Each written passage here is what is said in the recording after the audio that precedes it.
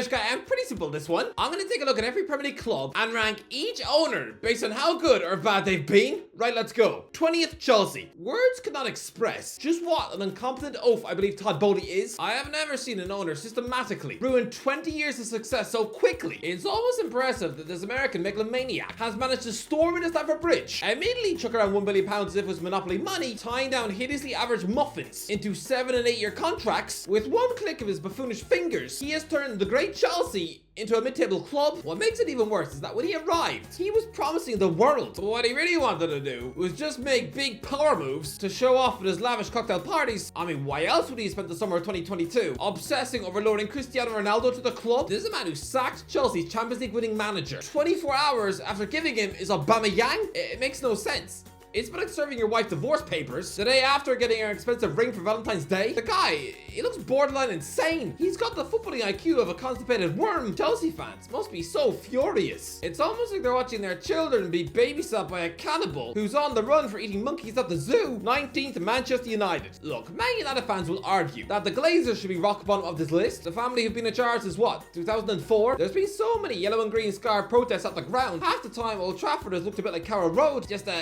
few less inbred cousins in the crowd.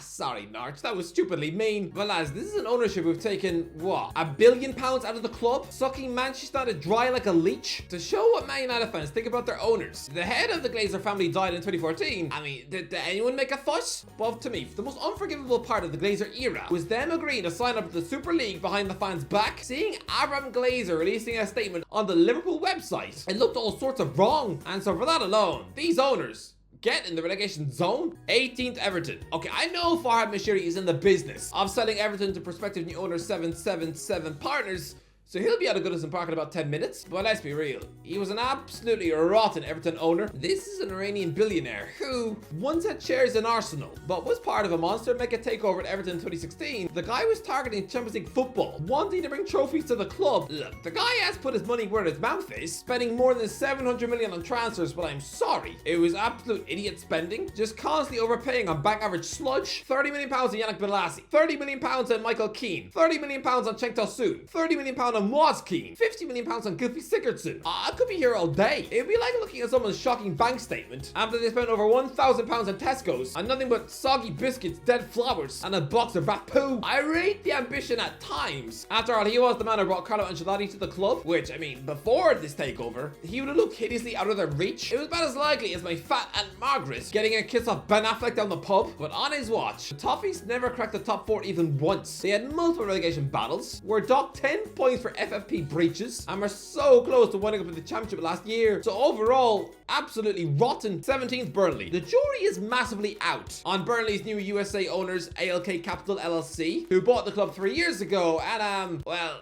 remember this headline from 2021? Burnley's US takeovers left the club £90 million worse off than loaded with debt. If I was a Burnley fan, that news story would worry me more than if I was told my drinking water would be diluted with mouse pee. I hold this company directly responsible for the Clarets finally slipping out of the top flight after they stupidly sacked Sean Dyche after 10 years in 2022, 1 month before the season finished, getting rid of a staple of the club like Dyche and replacing it with Michael Jackson. No, not the king of pop, who probably wound up in a surgeon's booper reel. No, this is some failed Tranmere Rovers boss. Of course Burnley are going to go down under him. This company took out a £65 million loan to buy Burnley in the first place, and inside their first 4 years in charge, they're going to have overseen 2 relegations. That is failure. 16th, Sheffield United. Look, some Sheffield United fans might like their Saudi owner, Prince Abdullah bin Mossa Al Said. After all, he's overseen 2 promotions to the Premier League, but he's also sounded like a troublesome headache. He acquired a 50% stake in the Blades in September 2013, back when they were League One material, and became co-chairman with longtime owner Kevin McCabe. But they eventually wound up in a high-profile spat. Abdullah bought him out in September 2019, resigned from his role as chairman in 2021, and now, I don't know, he always seems distracted. He's got massive stakes in Beershot, Al Hilal United, Châteauroux, and Kerala United. He seems like he's got his attention elsewhere, as proven by the fact that he always goes for lazy, obvious, boring management picks at Bramall Lane. In the past 3 years, he has sacked Paul Heckingbottom twice, and appointed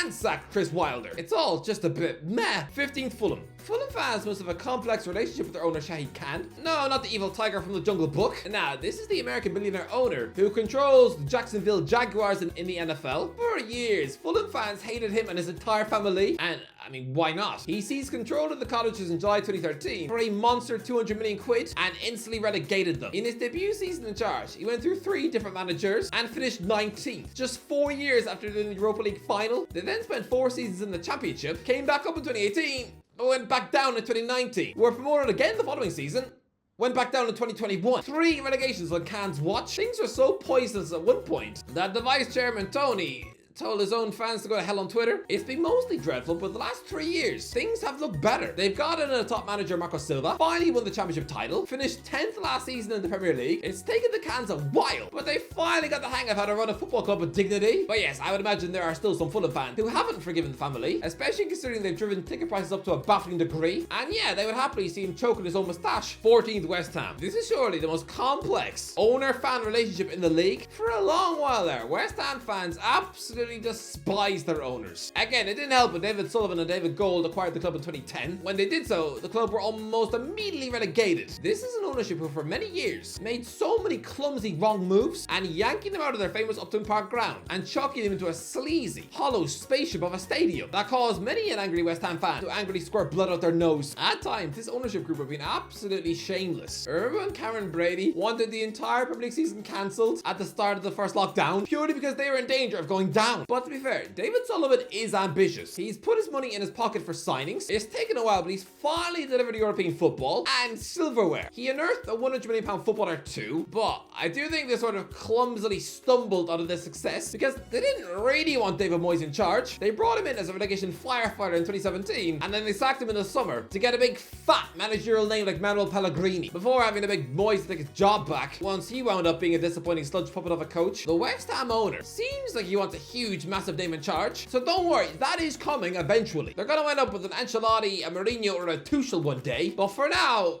fair play for not sacking Moyes. 13th, Arsenal. Do Arsenal fans still hate Stan Kroenke? During the latter Wenger years, Arsenal fans would have screamed until they were purple in the face that the Kroenke family were absolute frauds. According to the guys on AFTV, you'd swear this man was the American devil, someone who was absolutely going to destroy the club. But in recent years, they've backed Mikel Arteta to an absolutely nutty degree. The Spaniard has been allowed to spend over £500 million on players. The Kroenkes have been bitten by the generous bug. But I'm sorry, I don't care that they backed Arteta. They still sneakily agreed to join the European Super League in 2021. In my book, that is unforgivable. So despite the recent good signings, no, I'm kicking you down the table for that one. 12th, Tottenham. I still don't know what to make of Daniel Levy. No, he's not technically the owner of Spurs, but he's been the face of this regime for over 20 years. And I'm one at his decisions have taken them from mid-table mediocrity to a Champions League final. But Levy has never seemed to have a clue about how to actually push them on. This is a man who seems like he's tried too much too soon. Instead of allowing Pochettino to push on, spend some cash and win some trophies, he basically told him to ignore what? 4 transfer windows in a row? Just telling him to work with what he's got so the club could afford the most monstrously big stadium in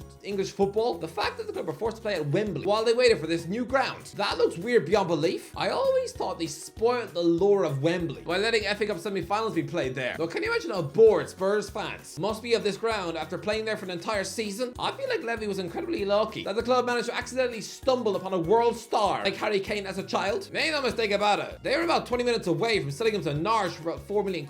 Levy has only delivered one trophy, a pitiful League Cup in 2008. Considering the world-class players they've seen come and go from this club, that isn't good enough. And I'm sorry, but sacking Jose Mourinho, a born serial winner, in the days leading up to your last cup final, that makes about as much sense as bringing punctured life jackets on board a plane and even their luxurious new ground. It doesn't feel like Tottenham Stadium, but how can it when it's rented out for NFL, boxing, and Billie Eilish concerts every 3 months? I mean, you reckon any Spurs fans really appreciate being kicked out of White Hart Lane to now sit in a seat that still stinks of old lady bum sweat from the Michael Bublé gig from the night before? Sorry, Dan, but it's been a bit of a mess. 11th, Nottingham Forest. Look, Nottingham Forest owner Evangelos Marinakis looks like a scary James Bond villain. The fellow looks a bit like a Greek Hagrid. And yes, someone who'd probably snap your neck like a twig if you cut in front of him in the line for the chocolate cake. There's a guy who owns Olympiacos, and over there goes through managers like Katie Price goes through husbands. But in England, he's shown some relative restraint, right? This man has a scary reputation in Greece. Just ask Gibril Cisse.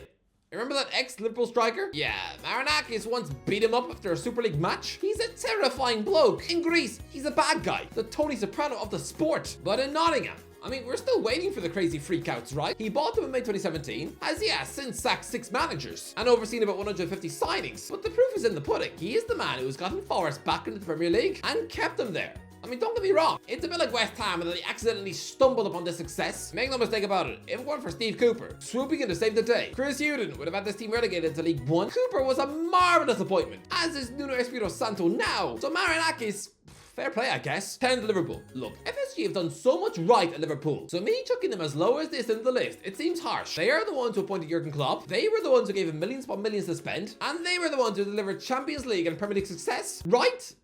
Now, all those trophies were down to the genius of Jurgen Klopp. What would the FSG legacy look like if he had refused to replace Brendan Rodgers in 2015? Considering this is an ownership who desperately tried to appoint a mini-muffin fraud like Roberto Martinez just 3 years before, then I wouldn't really trust them to hire a coach. If Klopp had said no, the other rumoured candidates for the Liverpool job were Frank de Boer, Walter Mazzarri, and Jurgen Klinsmann. 3 guys who grew up to get sacked by Crystal Palace, Watford, and Hertha Berlin. The latter now coaches South Korea, bless his heart. John Henry's unashamed decision to sneakily join the Super League behind everybody's backs. The sight of him letting a Manchester United boss, Avram Glazer, issue a statement on the Liverpool website, that is unforgivable beyond belief. The owners have done a lot right at the club, yes, but also a lot wrong, so I think 10th is about right. 9th, Brentford. Brentford's owner is Matthew Benham, who barely anybody knows. The guy is just some University of Oxford graduate nerd who, actually fell out with Brighton's owner when they were business partners 20 years ago. Before, he took control of Brentford in 2012, maybe just despite Tony Bloom's success. And, well, I think the results speak for themselves. The guy's been good news. 8th, Bournemouth. Bournemouth's new American owner, Bill Foley, came under a huge level of scrutiny when he binned off Gary O'Neill as manager last summer. People immediately started screaming that these new Cherries owners were absolutely dreadful and were sure to doom the club. But no, I mean, they pumped in millions of pounds, hired a brilliant young manager, and are already talking about a 5-year plan that they're here to get Bournemouth into Europe. And lads, I believe them. 7th, Wolves. Look, Wolves owners have come under a lot of flack for selling a bunch of stars last summer, but to be fair, Fosun International, the Chinese investment group, have performed a mini miracle at Molineux, acquiring them when they were going nowhere in the championship. They pumped in the money, made friends with super agent Jorge Mendes as they climbed the social ladder. There's been an influx of big money stars that Wolves never had any right to sign. There was European football, cup runs. I think Fosun have been great. 6th, Crystal Palace. Look, Crystal Palace are a sleepy club stuck on pause right now, just lazily letting old man Hodgson babysit the kids, so they're not showing a lot of ambition right now. But lads, Steve Parish is a local businessman who took over a virtually destroyed Crystal Palace on the brink in 2010. He had to save the club from administration and liquidation. This is a man who stopped Crystal Palace from going bust. If it weren't for him, Sandhurst Park would probably now be a chocolate factory with some Phoenix team called AFC Palace, struggling for life in the 14th tier. Not only that, but he gets them into the Premier League within 3 years. They immediately get squished like a bug. Bottom of the league in November with 9 defeats from 10. Freeze that moment there. Tell any Palace fan that not only would they miraculously escape relegation, but they would still be comfortably in the Premier League 11 years later. That is incredible. Parish is a hero. Do not sleep on the job that man has done. 5th, Newcastle. Look, Newcastle's owners haven't been there long enough, I suppose, but the new Saudi Chiefs talk a good game. Yes, at the minute they're restricted by FFP, but so far, they have completely revamped the club, taking them from a virtual guaranteed relegation with Steve Bruce to Champions League football and a cup final. Now, I don't know how much of that is just down to good recruitment and quality management. Don't forget, Blackburn Rovers Indian owners once promised them Champions League football and a Ronaldinho, but so far, so good. 4th, Aston Villa. Lads, Aston Villa's owners are miracle workers. Here we have the Egyptian company V Sports, controlled by Nassif Sawiris, who took over Aston Villa in the summer 2018 when they were an out-of-control, chaotic championship club who were facing a potential winding up order by the HMRC over an unpaid £4 million tax bill. Villa were a mess. 5 years later, they're currently hunting down Champions League football with a serial monster winner like Unai Emery at the wheel, and like West Ham, I've also cashed in on someone for £100 million. That level of turnaround, going from a dead club with a managerial meathead like Steve Bruce eating cookies at the wheel, it's almost unthinkable. 3rd, Brighton. In a world where local owners are so incredibly rare, to see a self-made billionaire from Brighton and Tony Bloom buy his boyhood club in 2009, get them into the Premier League, keep them there for 7 years. He has to play European football for the first time in their history, and they are one of the most well-run, respected clubs in England. Bloom is an absolute miracle worker. 2nd, Man City. 7 Premier League titles, 3 FA Cups, 6 League Cups, 3 Community Shields, a Champions League, a UEFA Super Cup, a FIFA Club World Cup, and over £1 billion spent. Next. Although this is all subject to change if Man City are eventually found guilty of FFP breaches and are chucked out of the Premier League. I mean, if that happened, if these owners have actually ruined the club, then don't worry. I'll be quickly changing this list. 1st, Luton Town. The weird thing with Luton Town is that they are owned by Luton Town Football Club 2020 Limited, just a company set up by the fans to save the club. This is a case of Luton fans stepping in to save the club when it was going nowhere. I mean, 20 years ago, they were taken over by a businessman called John Gurney. He only had 55 days in charge of Luton, but I mean, he sacked the manager via the post, organized a manager idol radio show to find a new one, whilst announcing a massive new stadium, a change of club name, and potential relocation. He was trying to merge them with MK Dons. Anyway, the Luton Town Supporters Trust was set up in order to wrestle the club back from Gurney. The current chairman, David Wilkinson, was a founder member of Luton Town 2020, which was a consortium of supporters who led the club out of administration 10 years ago. The work that they have done to not only keep the club afloat, but to see them actually get into the Premier League, there is no greater ownership story in the division than that. Anyway, that's the end of it. Let me know what do you think. Let me know what do you think. Have I got this all wrong? Let me know. How would you rank them? Let me know. If you enjoyed the video, don't forget to get likes. As always, I'll talk to you in a while.